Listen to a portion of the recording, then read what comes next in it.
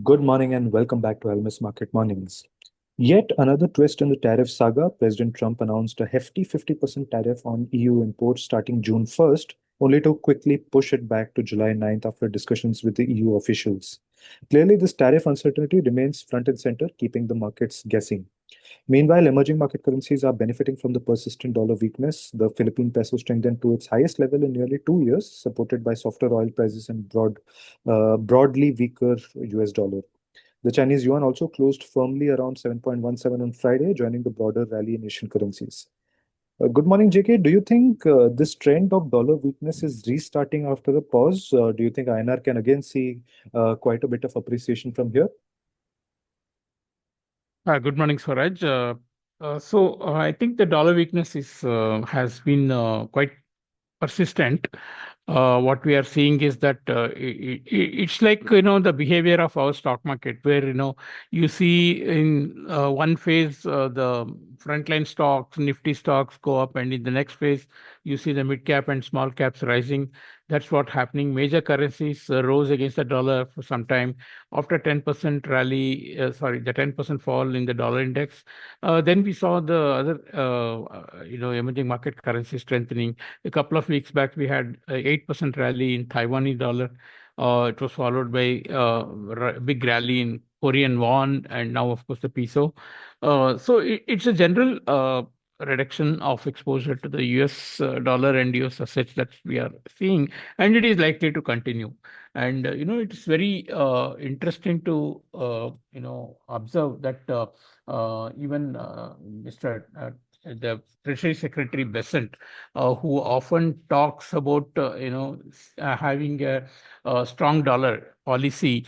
Actually, that does not mean it's a strong exchange rate that they are looking to have, and that is what they are looking to see is that dollar continues to enjoy the world's confidence, and the investment flows into US continues. So that is what they mean, and the fall in the exchange rate of the dollar against other currencies does not really concern them. Actually, secretly they may be wishing that it happens. So that is what the market is also doing, and so that's what reflects. Just if you come to the rupee part of it, we have seen the rupee get stronger from its all-time low of 87.95, but we are still trading less than 3% from that level, because rupee has its own unique characteristics, being driven by the flow pattern. And of course, recently another unique factor that in the rupee has to contend with is geopolitics after the border issues.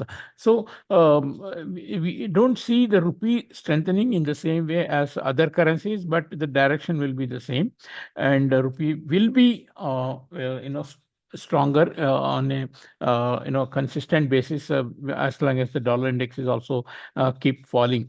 I think what will be hesitant factor for the rupee to rally would be the investors' hesitancy to commit, keep committing more and more money until the issue between India and Pakistan persists. And as we all know, we are in a new normal position as far as our relationship with Pakistan is concerned, and the chances of a sudden escalation is not totally ruled out, and we are only there is only a pause in the operation, and it can reverse, or rather it can actually restart if there is any escalation from the other side. So these are the factors that will keep the rupee gains in check.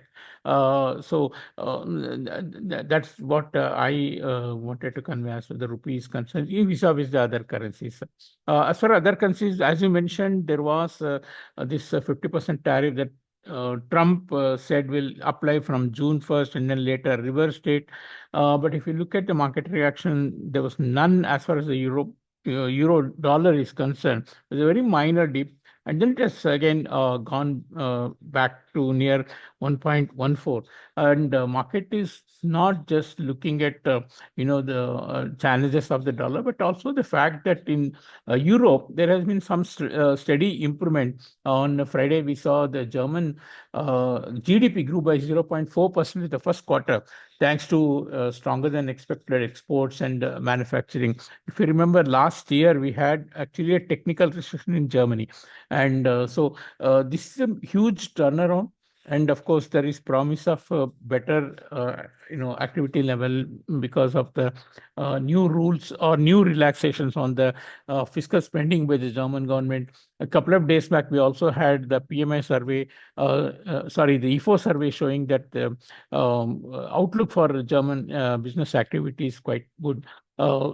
The chances of Euro ECB cutting rates and making euro less attractive is also less in the face of these improving situations. And recently, of course, we saw the inflation slightly coming off, but I think the scope for cutting rates by the ECB is definitely less, although we might see one or maximum two more rate cuts. But if you look at the market reaction, they are not really selling euro based on these factors. They're actually consistently buying euro on dip. Similarly, we had good rally in GBP, where the retail sales came very impressively high at 5%, and the market was expecting 4.5%. This is the fastest pace of growth since 2022. Again, in the case of UK, also we had some positive development. GDP was better than expected. We recently also had UK and Europe widen their relations on mutual trade and exchange of talent and all those things. So I think UK economy is also having some bright spots, due to which the pound has got some help. Japanese yen was stronger. Again, because as we discussed on Friday, the core inflation was higher, and that makes a compelling case for a rate hike by BOJ in July. Although both the US and Japan are reportedly agreeing that exchange rate of yen should be determined by the market.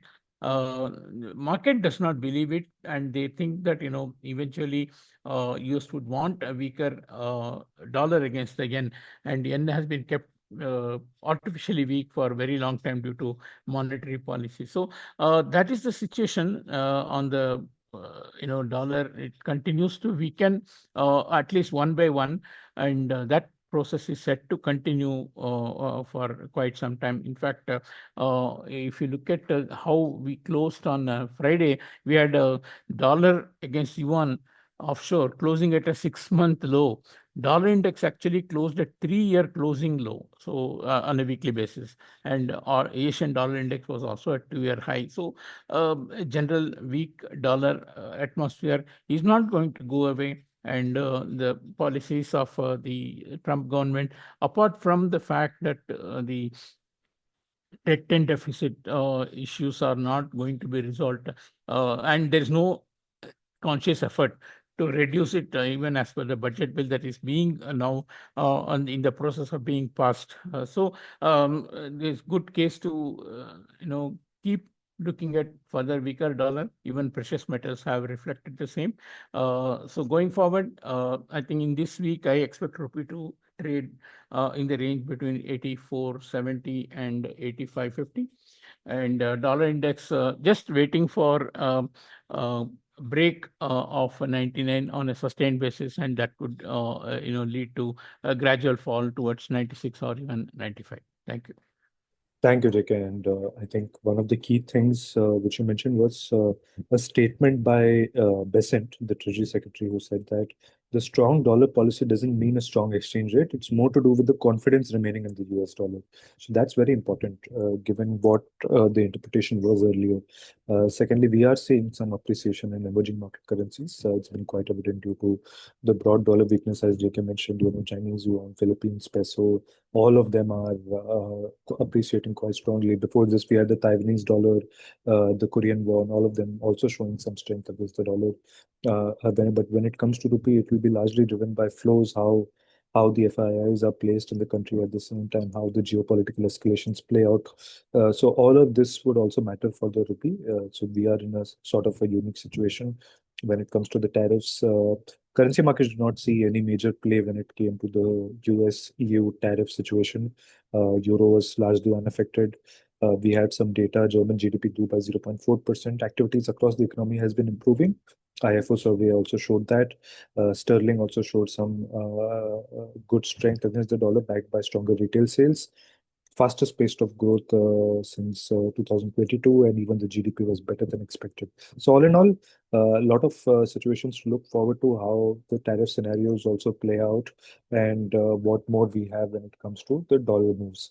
That's it from us today. Thanks for listening. Tune in tomorrow for the latest in the financial markets.